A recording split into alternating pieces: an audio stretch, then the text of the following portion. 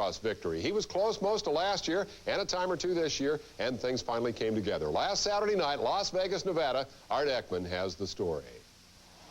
The odds makers paid no more than the usual attention to Mike LaRocco until the Silver Bowl Supercross field hit turn one with a hustling Hoosier out in front on his factory Suzuki number 6. A lot of railbirds believe LaRocco to be the best guy in the series, never to have won a race. He spent Saturday night in fast company. Number 1 is series champ Jeff Stanton. Number 3, former champion Jeff Ward. Stanton, who took over second here, appeared 100% healed from his recent shoulder separation. And note that Jeff Matasevich is now up to third and seems intent on providing additional excitement. Sure enough, watch him try to take the inside away from Stanton over the finish line jump. That puts him in way too hot. He hits Stanton, tumbles right into a TV cameraman. But this guy's a trooper. He never flinched, kept right on shooting as the guy they call Chicken clambered out of the haystack and scrambled back on board his Kawasaki, bound for an eventual 10th place finish. The replay offers another angle on a pass Jeff had no chance of making. In his defense, there were precious few places to even try a pass on this tight, slick track. LaRocco didn't have to worry about that. He had only lappers to contend with en route to a gate-to-flag win that made it all the more difficult to believe he'd never won one before. Behind him, the Stanton-Ward duo ended with this miscue by the reigning champion. Watch how hard he lands. The front wheel never gets a bite. He rides right up into the face of that berm and into the bales. That couldn't be much fun for a guy with a recently separated shoulder, but the perseverant Stanton climbed back on and eventually finished 5th. With no challengers in sight, LaRocco was cruising when behind him, Larry Brooks was torpedoed by Denny Stevenson. We get just a glimpse and the flagman gets the worst of it.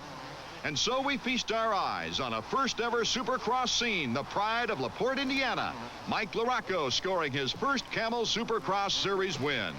The results show series leader Jean-Michel Bayle and Damon Bradshaw 3rd and 4th. They worked their way up from a last-place start.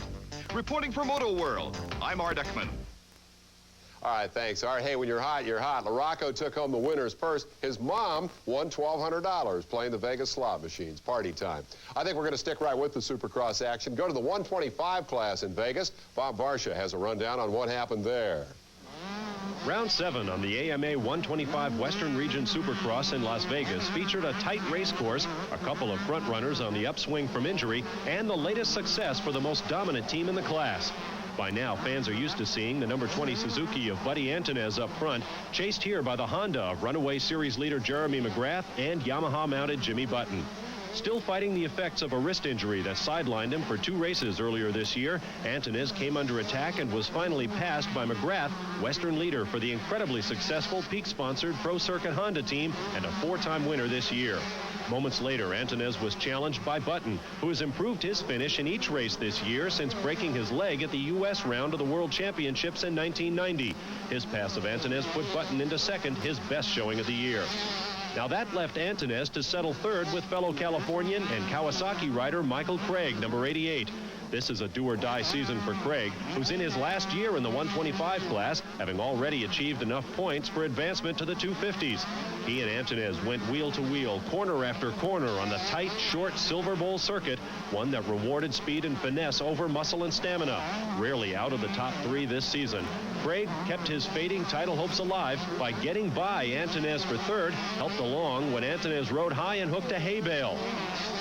Take another look in slow motion and decide for yourself whether Craig deliberately rode Antunez up into the rough stuff or not. Either way, Buddy faded from there, eventually finishing 15th. Up front, McGrath moved away for his 5th win.